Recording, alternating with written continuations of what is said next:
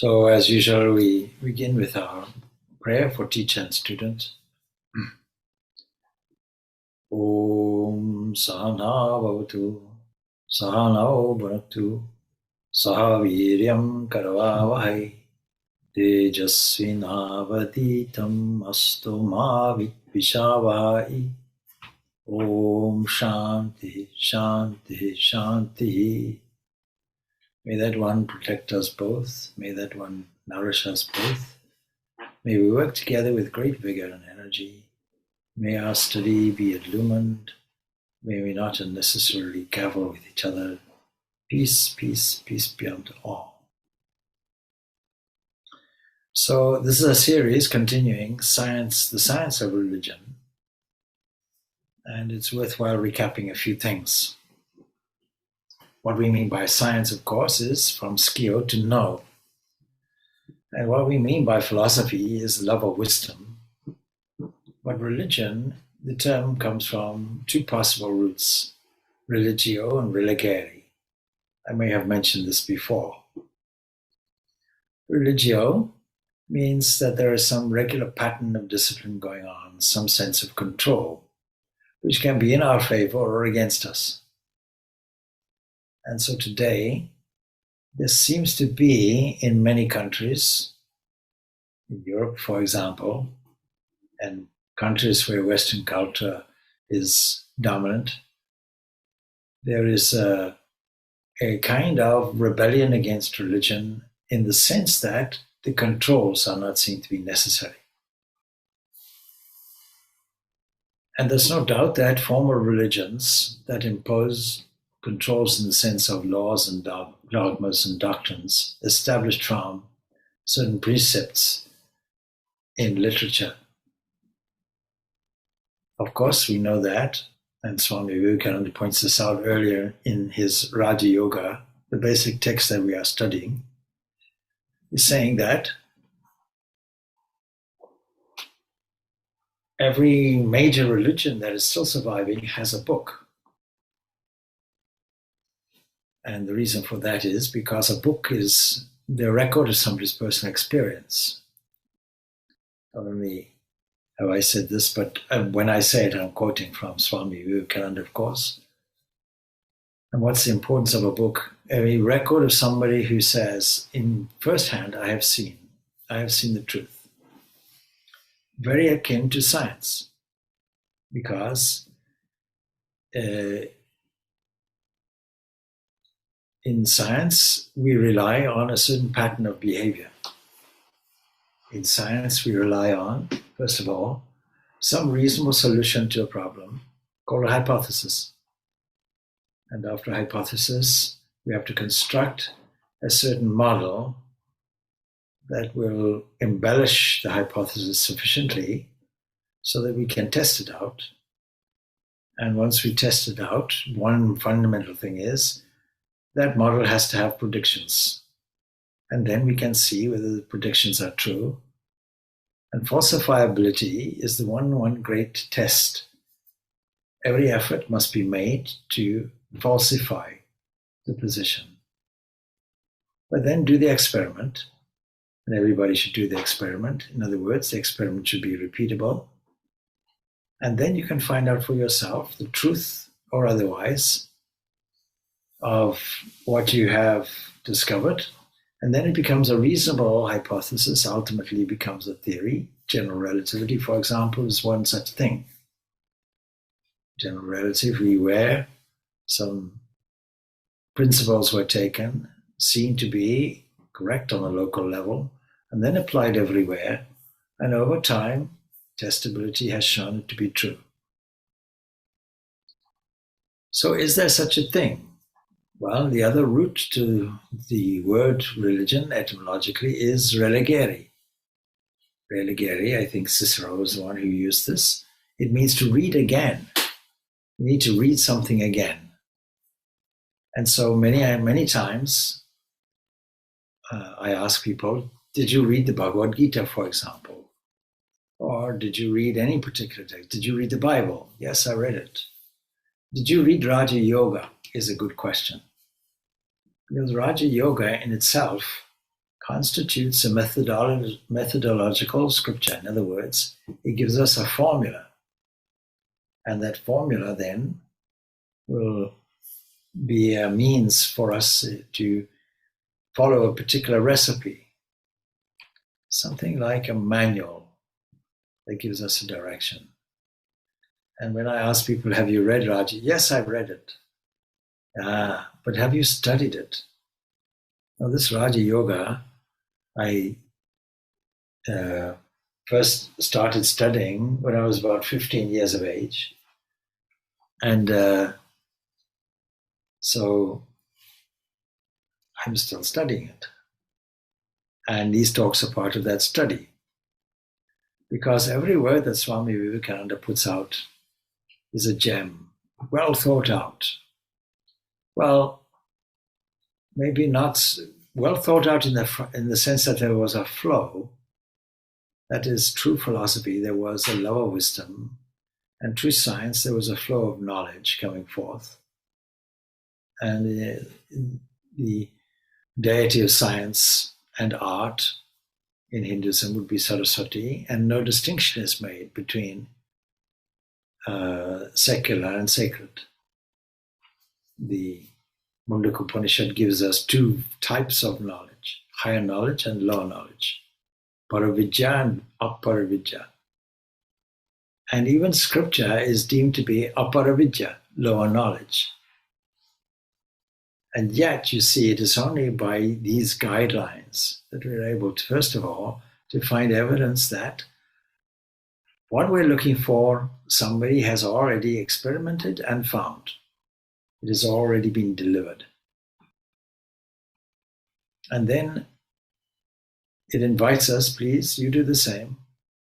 But invariably, people who have some difficulty with religion see it as religio and not religare.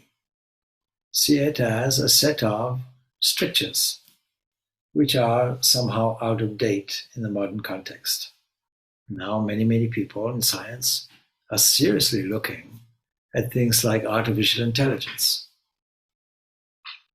And artificial intelligence, basically configurations of computerized machines made from metal, but not sentient. Swami Vivekananda in his Jnana Yoga lectures makes a remarkable comment. He compares a worm and a train, steam train in his day. The worm is greater. The worm has life. The worm has spirit. And at the end of the day, all of this life is spirit. But the train is just a lumbering machine. And so atheism has caught the imagination of today's world, falsely linking it with science. Science and religion, in the sense of discovery, reading again, finding out what those ancient people understood, and emulating that. Both are using a scientific method. One is external and one is internal. Now, when we say internal, of course, the external science is biology and physics. These are the two great sciences. And of the two, of course, they rely on physics, but we can take many lessons from biology. Then, that being the case, the internal discoveries is to do with the mind, is to do with some other dimension of the human person. What is the mind is a great discovery, and it was David Chalmers, an Australian, who came up with this term, the problem of consciousness. And since then, of course, everybody has been looking at the question of consciousness as if it's a problem. But the ancient sages never understood it as a problem. They understood it as a fact. It's a fact that objective consciousness is there. We can see the workings of awareness and the workings of the mind. But internally, there is consciousness itself in a subjective way. something like a seer and a knower and a thinker, something like a witness. And if you want to ask the question, what is consciousness? You have to ask, who knows it? What is the knower? What I'm saying here is a repetition of many things I said at a recent retreat a few days ago. And so science is pursuing this, thinking that this question of consciousness, which has now also gone into the realm of metaphysics. And many scientists don't want anything to do with metaphysics, don't want anything to do with even psychology. Some say psychology is not even a science. And yet we know there is a mind, and we know there is a working in the mind, and we know that there are thoughts, and we know that they go through a mental frame, and they know that there are something like a disturbance or something like a whirlpool or a vibration, and these can be observed. And when they're not correctly or acutely observed, then we can recall them anyway, and that is called memory. So Patanjali, this is Raja Yoga, is a commentary on the sutras, will give us 5 types of waves operating in the mind. Right knowledge will be one kind of wave. Right knowledge means seeing things in the right way. Wrong knowledge is the opposite. It's seeing things as most of us see it. The great writer Joel Goldsmith sheds some light on what he calls spiritual illumination. That is the product of our scientific research beyond even the psyche, where we observe the comings and goings of the waves within the mind itself. He says spiritual illumination enables us to discern the spiritual reality where the human concept appears to be spiritual.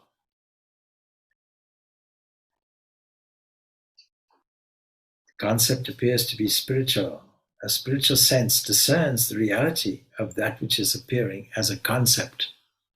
When we look at the mind, we are looking at various concepts, representations of outer forms, and then configuring them, analyzing them, and seeing where they fit.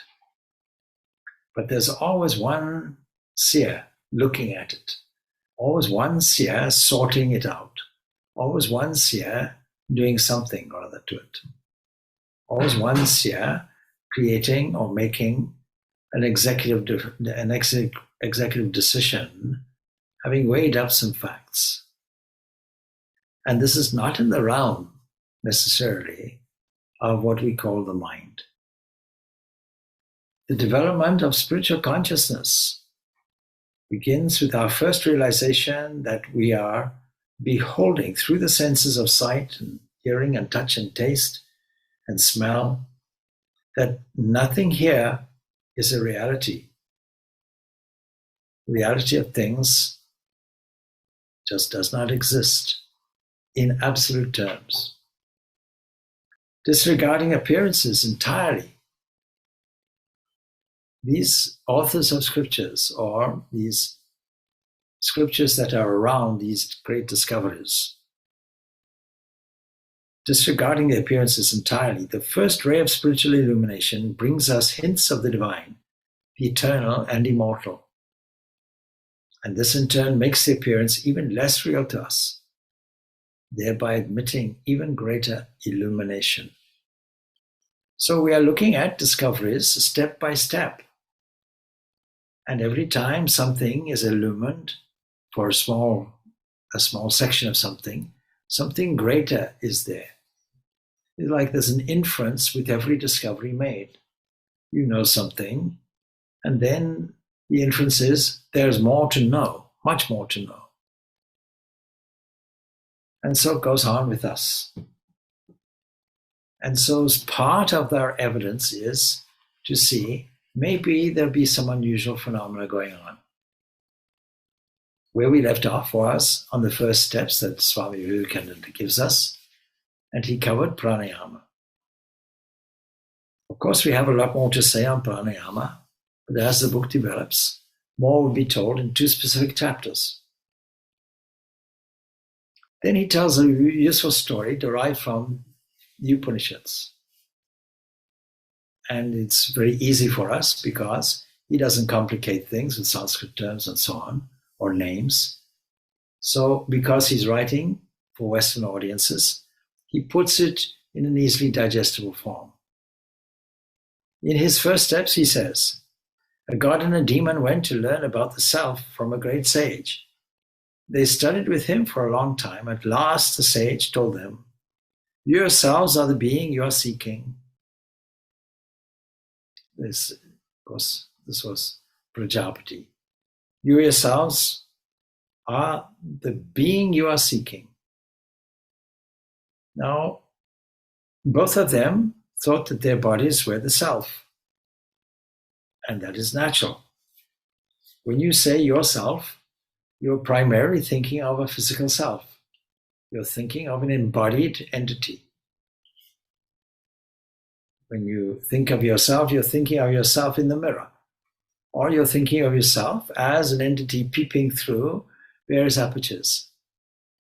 When somebody thinks of you or writes to you, immediately there's the understanding of a physical self. And so they naturally made this assumption. But they went back to their people and quite satisfied, they said, we have found everything that we need to know.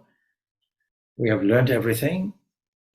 And eat, drink, be merry, because we are the self. There is nothing beyond us. This is the atheistic position, the materialist position. And it has become the position of the ancient atheistic movements. There was a great philosophy there that lasted maybe even 1,000 years and was completely tolerated, even though it ridiculed the religion of its day. But now you see, we find in Western countries, there is this resurfacing because religion has become saturated with medieval ideas, possibly, and rituals that have not been updated and adapted and so on. And we've seen, and history has proved it, that all these updates need to occur to catch up with contemporary times. Just like Microsoft or something like that, we have to have version 1, version 2, and there are various updates.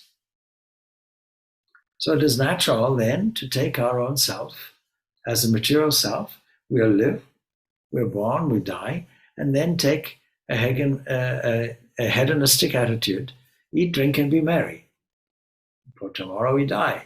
And so what? Let's use this moment just to employ the bodily relationship with the senses and their enjoyments. But you see, one of them was a thinking being and went back. Why? So, he says, the nature of the demon was ignorant and clouded, so he never inquired any further, but was perfectly contented with the idea that he was God, that by the self was meant the body, but the deity, he had a pure nature, and he at first committed the mistake of thinking, I, this body, are the highest one. And as you know, the highest one is called Brahman. And so keep it strong, keep it healthy and well-dressed, and give it all sorts of enjoyments. But, of course, a few days later, he found out that that could not be the meaning of the sage, their master. There must be something higher. So he came back and he said, Sir, did you teach me that this body was the self? If so, I see all bodies die and the self cannot die. Why would that be? Because you can never imagine yourself in a condition of death. The self must be the fundamental self. It must be the person in depth.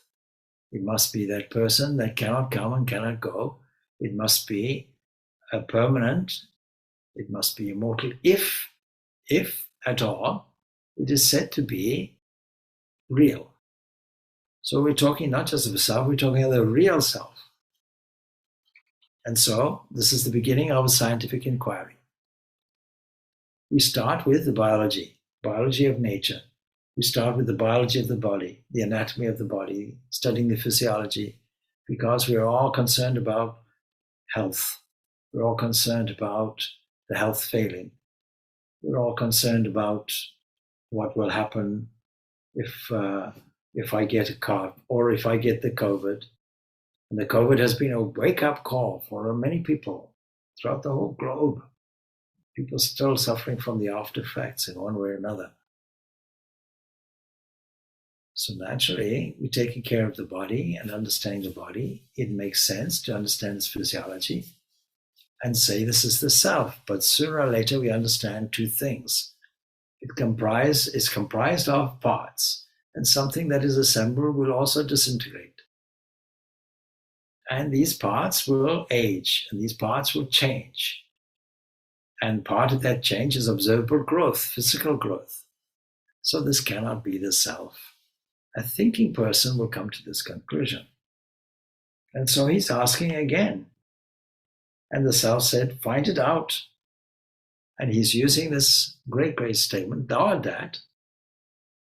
Then that God or that deity thought that the vital forces which work for the body were what the sage meant.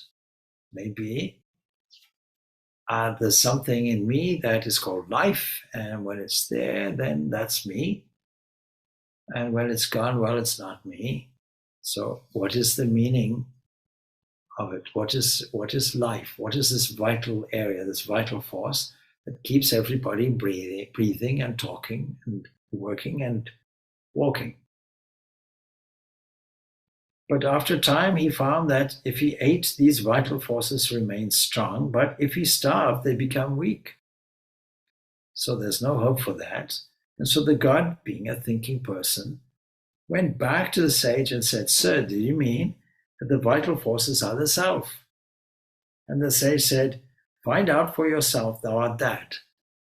Now there are two great phases in this. Find it out is one phase. And thou art that is another. Find it out is a wonderful piece of advice. Please investigate it for yourself. Is this not a scientific method? Don't think that you have it all, or don't pay any attention necessarily to what somebody has said. What somebody has said, you take it on board, but then work it out for yourself. Not only have a dialogue with yourself about it, but investigate it by all means, not just intellectually. So find it out for yourself, and then the statement, here's my conclusion, thou art that. And so the God returned home once more, thinking that it was the mind, perhaps, that was the self. But in a short while he saw that the thoughts were so various, now good, again bad, and the mind was too changeable to be the self. So he goes back to the sage, because you can observe the mind. What is the observer? And the sage said, Sir, I do not think that the mind is the self. Did you mean that? No, replied the sage. Thou art that. Find out for yourself. The God went home and at last found that he was indeed the self, beyond all thought, one, without birth or death, whom the sword cannot pierce or the fire burn, whom the air cannot dry or the water melt. The quotations from the Bhagavad Gita. The beginningless and the endless and immovable and intangible, the omniscient, the omnipotent being, that it was neither the body nor was it the mind, but beyond them all. So he was satisfied, but of course the poor demon, he didn't get it. He didn't get the truth, and owing to his fondness for the body. Now you see, if you want to approach things in a scientific way, you will have to be prepared to go beyond certain borders. Because the body is an outer thing, can we investigate a little further? We know, for example, that the fundamental particles of the universe, that we used to have and hold as dear have yielded. They're no longer there. And what we have is more something like virtual particles that appear and disappear in a quantum field.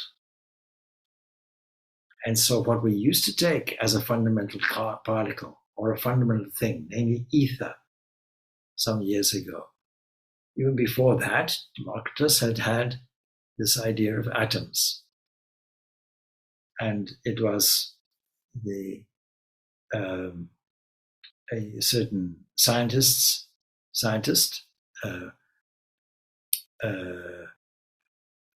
who thought he would revive this idea of atoms, and he was extremely mocked by his peers. And unfortunately, the poor fellow committed suicide. Boltzmann was his name. He came up with the thought experiment of Boltzmann's brains. But you see, he was driven to that because the science of his day was not the science of today. And then we have Niels Bohr giving us the whole idea of planets moving around the sun. It must be like that. The proton must be something like the sun, and all the electrons must move around it. And then it was soon discovered, no, it's more hazy than that. In a blink of the eye, it's gone. The electron is some buzzing thing, as it were. We can't even conceive of it. It's not a thing. It doesn't do what things do. And yet it's fundamental, no doubt. And the proton has been split into quarks. But have you ever seen a quark? No. Has anybody seen it? No. And so, as you investigate, you inherently have to go deeper. You cannot just stay at a border. You have to go deeper, deeper, deeper. Now, Ramakrishna gives that example. A man, a woodcutter, goes to the forest and he hears somehow a voice. Let us call it an inner voice, even though he hears it as an outer voice. Go further, go deeper, go deeper. And so he goes from the periphery of the forest, where he's used to cutting wood, and he goes deeper. And there he finds a whole forest full of sandalwood. And he's delighted. He takes that to market, gets paid well. But the voice is telling him, go deeper, deeper. He discovers a silver mine, and then diamonds, and then gold, and so on. Like that. With each deeper excursion, he finds something of more value. And so we're encouraged to make the experiment of your own nature. Go deeper, go deeper. We may take for granted that we are the body, but when we go deeper, we find something else. And this deeper investigation is something something like meditation, and this book is on meditation. So meditation is the application of this science. And so Swami Vivekananda in his first steps is going on with this, and he's telling us that the demon didn't get very far. And he says, this world has a good many of these demonic natures, but there are some deities, some gods too.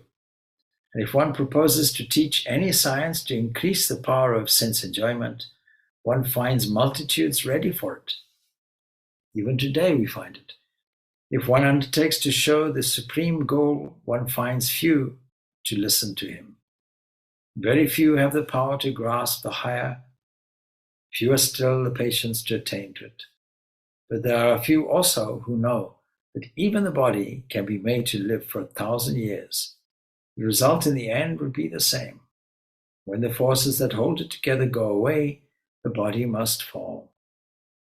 No man was ever born who could stop his body one moment from changing.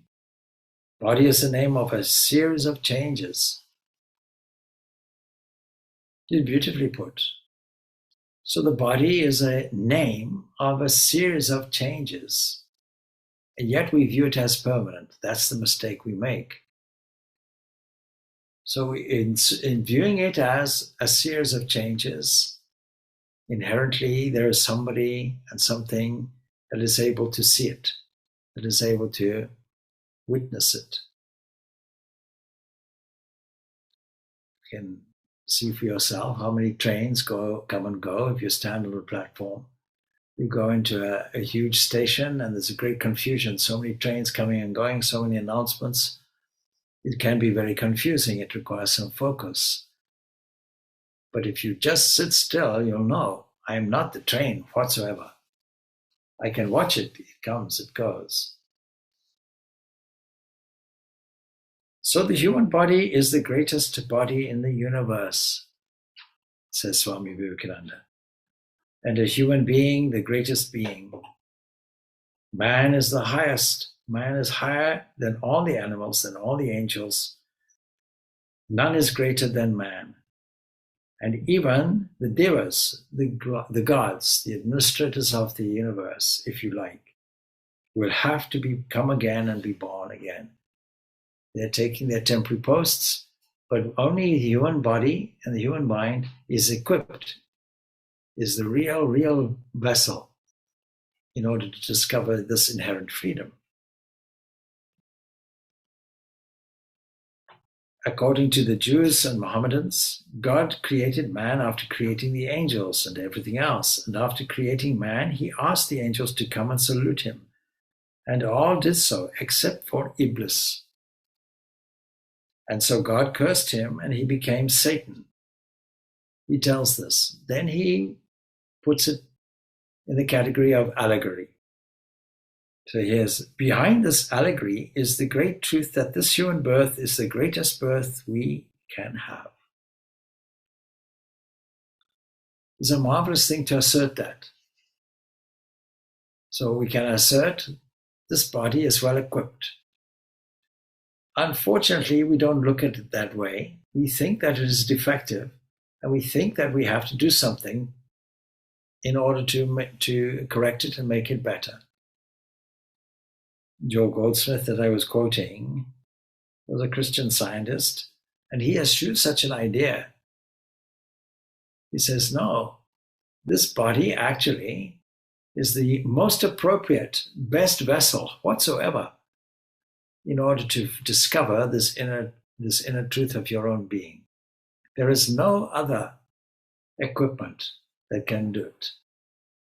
Now, Shankaracharya and his Viveka Chudamani will give us a whole series of talks on why we should take this seriously. After so many thousands and thousands of births, we've come to this through, and you may say, expensive series of births, we come to this one birth, the human birth. It was something that took us a long time and also great effort. Supposing now you take this, and supposing this person, this human being, has now discovered the truth of their own nature, at least in principle, what we call the Vedas. Supposing you discovered this. Fortunate are you. Fortunate are you to have a human body, and fortunate are you to have this extra knowledge. And then fortunate still that you have a competent teacher. And with all of this, if you waste this life and don't get this goal, it is equivalent to suicide. Puts it in very strong language. So it's worth contemplating that no matter how many births you have, whether it's in a status of heaven with gods or some other thing, and you certainly wouldn't want to be born in regression, you have to come back here. It was Ramakrishna who puts it in a very beautiful way. What happens after life? Well, you see, it's like the potter. He gives a rural example. A potter makes a number of pots from clay. And when the clay is fired, some are fired and some are not, some are still wet.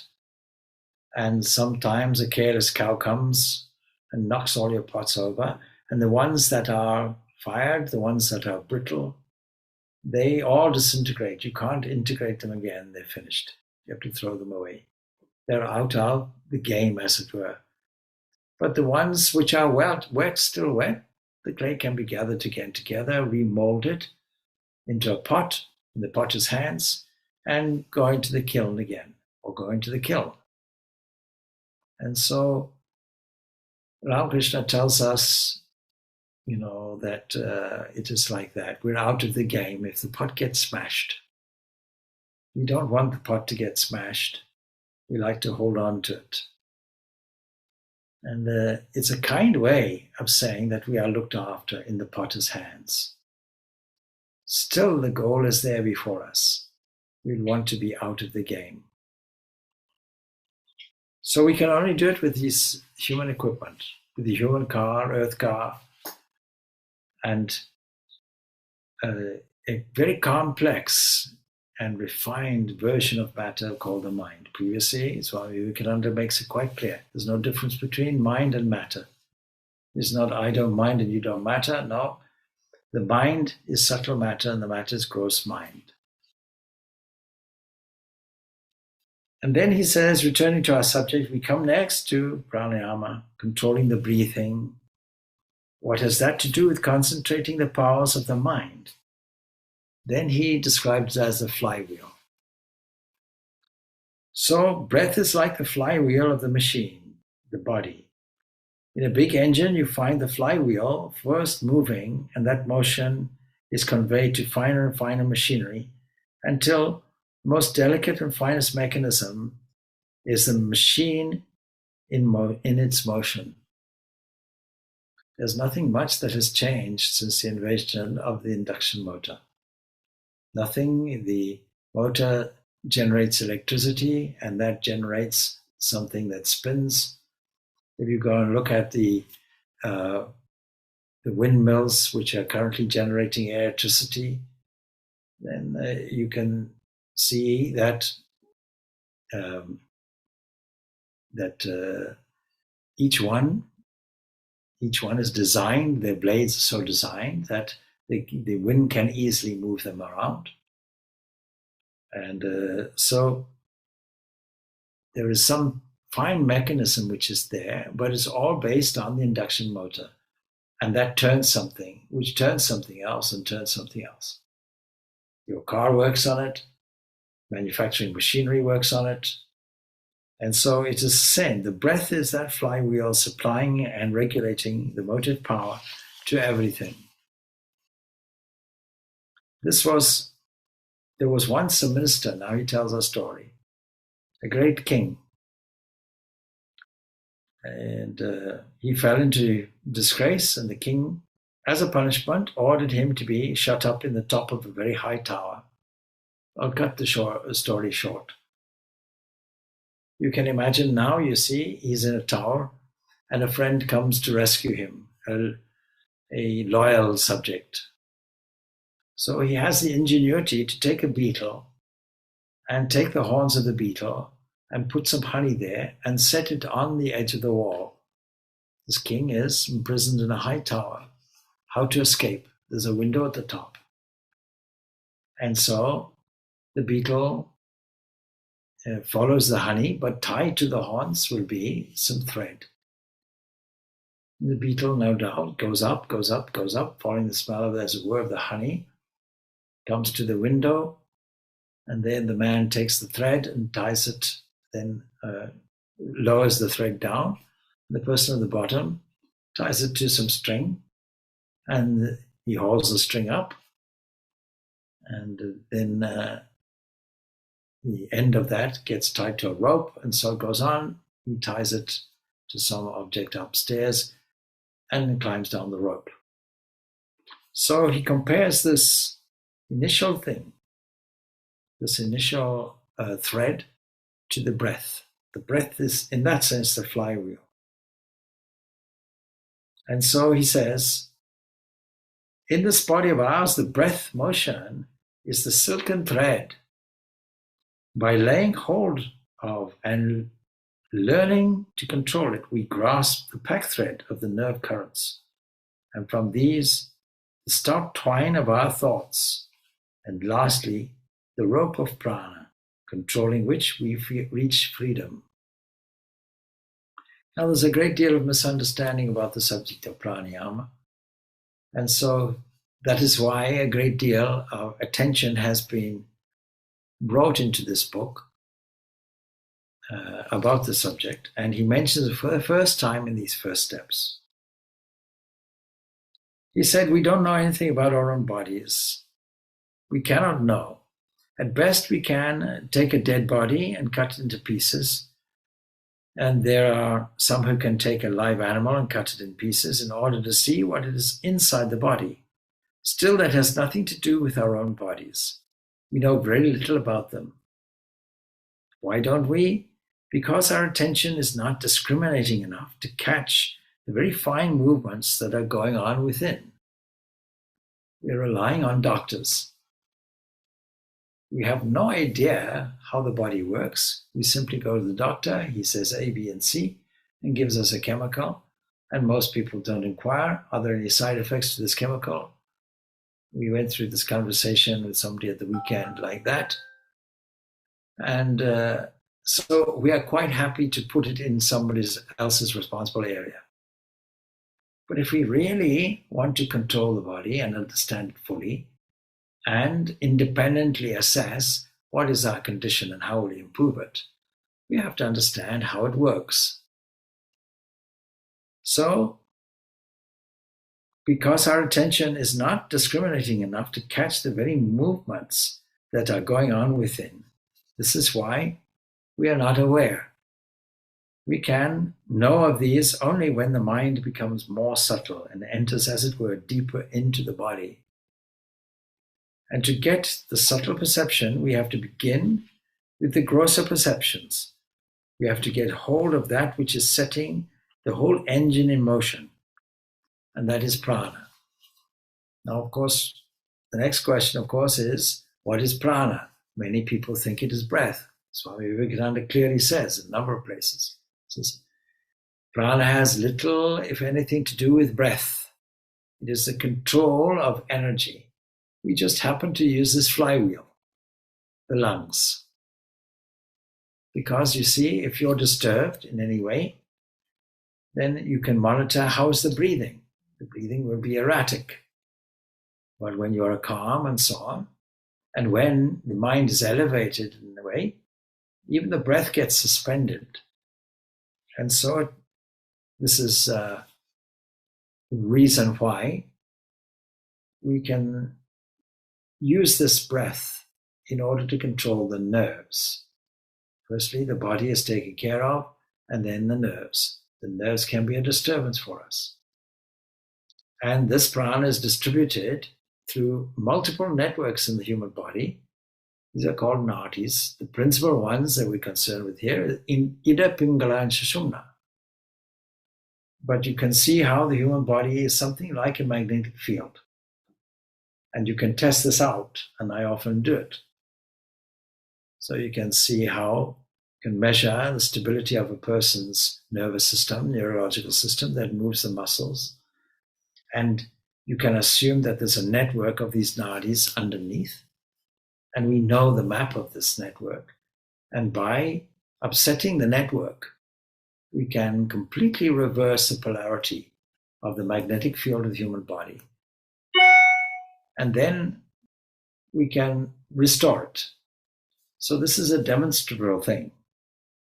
So prana is the thing that moves the engine. Prana is the thing that moves everything. Prana is energy, and we cannot describe what is energy. Not even scientists will describe what is energy, only the effects of it.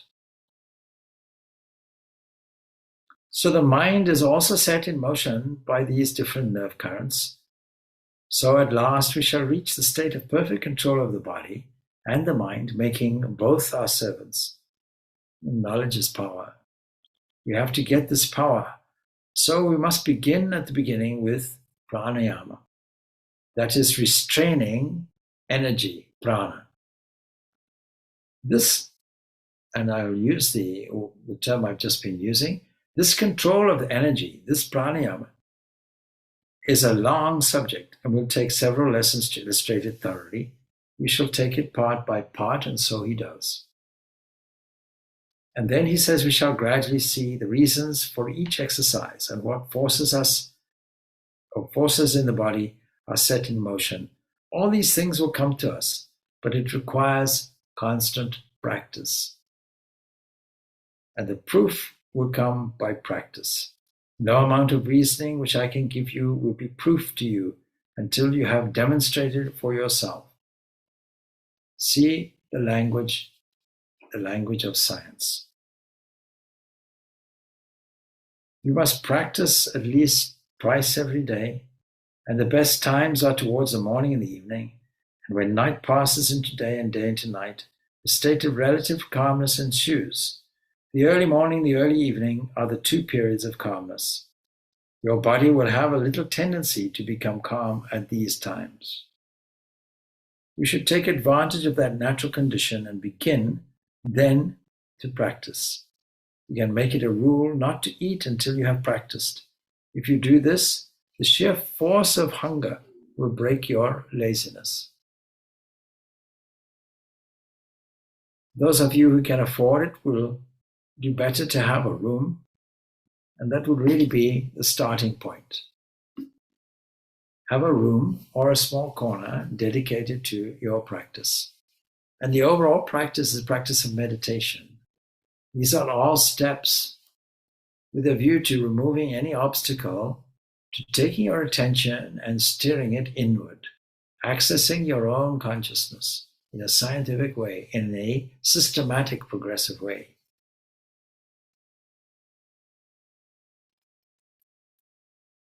All right.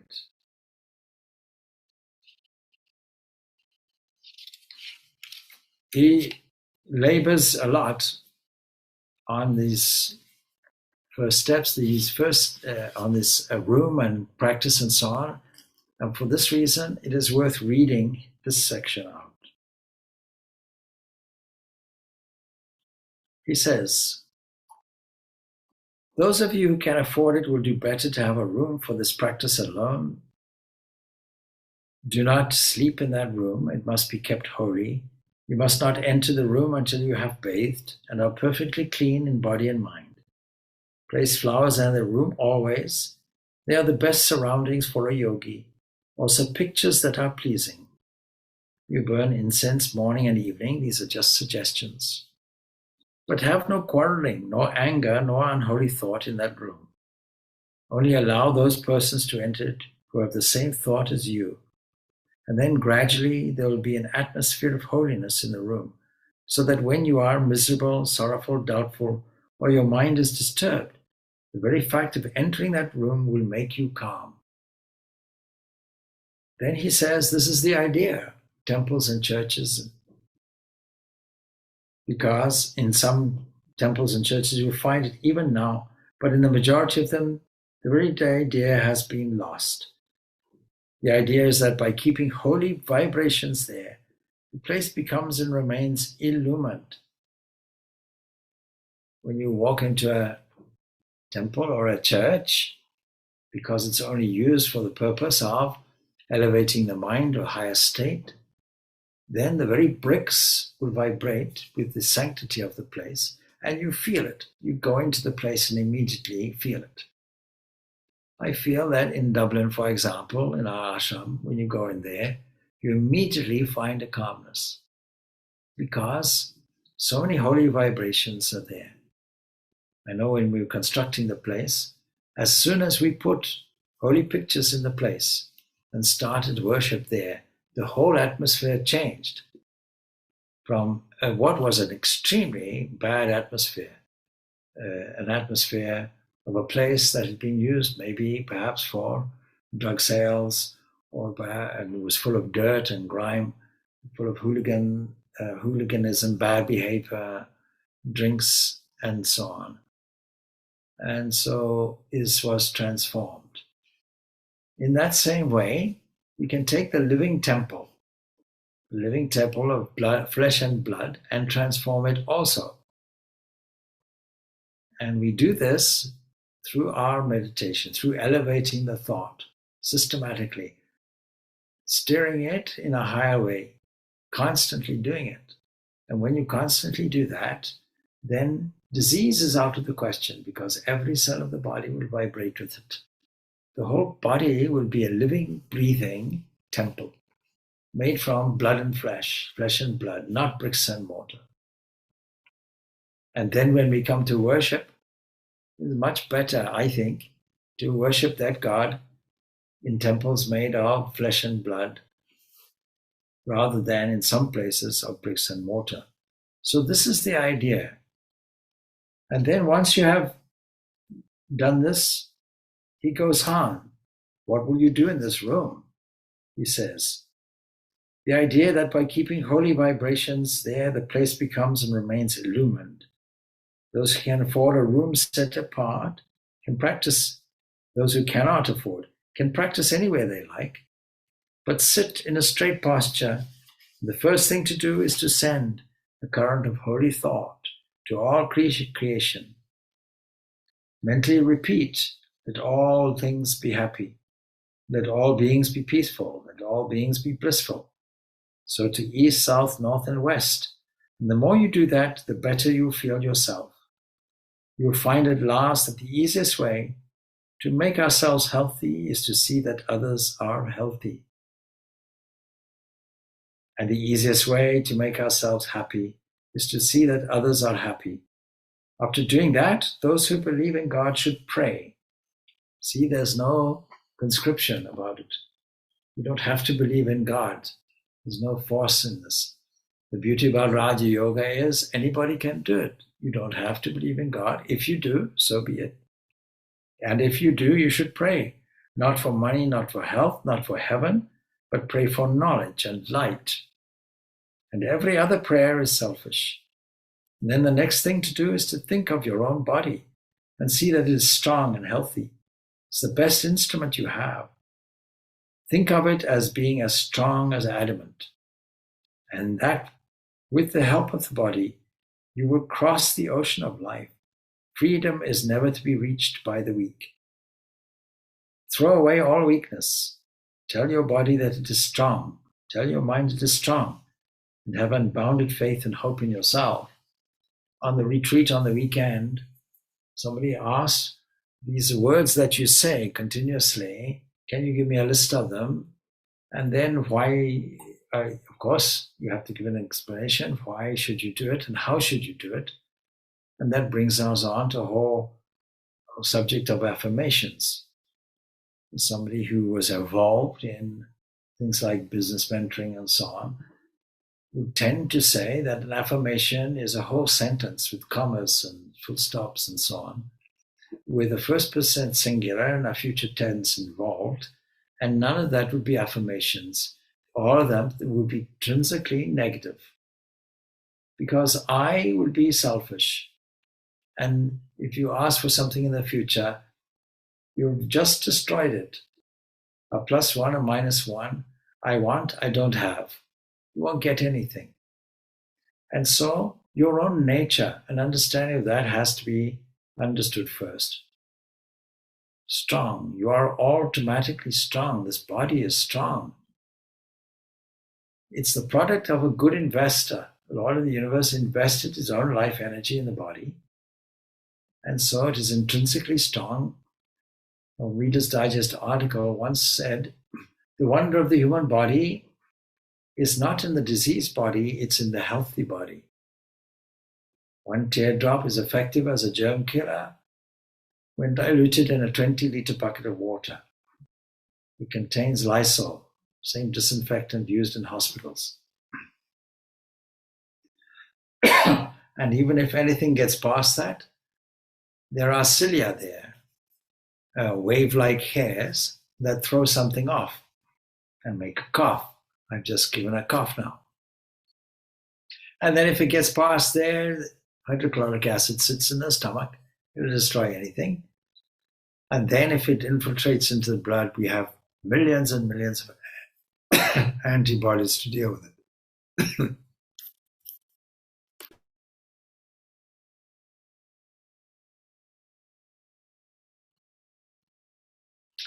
So there's no reason why the body should be diseased. The blood knows how to cure any condition if it's left free. because it's well designed. As I said before, the body is the best equipment we have. Even if you're an angel or a devas, you will have to be reborn as a human and take up the human equipment in order to access this inner freedom of yours. So that when you assert strong, you're saying, strength is there within me and I'm beaming it, all inclusively to everyone, that includes me. Strong is the key value. We can do nothing without strength. And so Swami Vivekananda emphasizes this wonderful quality of strength. I only teach the Upanishads, says Swami Vivekananda, and of that, I teach one principle, and that is strength. Then of course, there is true. Something that is true, something that matches thoughts, words, and deeds is true and truthful. But true is a high value because it goes beyond the borders of ignorance. It looks through, peeps through this veil of ignorance. And most of us are performing on the ignorance scale, identifying ourselves with body-mind complex. And so these are some of the comments. This concludes First Steps. And First Steps is well worth reading and rereading because it is exactly as it is. It's First Steps. Most people want to go to the last step. Please teach me Samadhi and teach me today or tomorrow maybe if you have the time. So that's not how it works. We have to go step by step, and this First Steps. So with that, my voice is not so good this evening, but anyway, with that we'll stop there. And the next subject we'll take is the subject of prana and study it deeply along with Swami Vivekananda to try to understand what is meant and why it is so significant and important. We'll leave it off there for this evening. Om Shanti, Shanti, Shanti. Peace, peace, peace be unto all. Thanks. Thank you, Swami. I hope Thank you, Swamiji. Gets better. Thank you, Swamiji.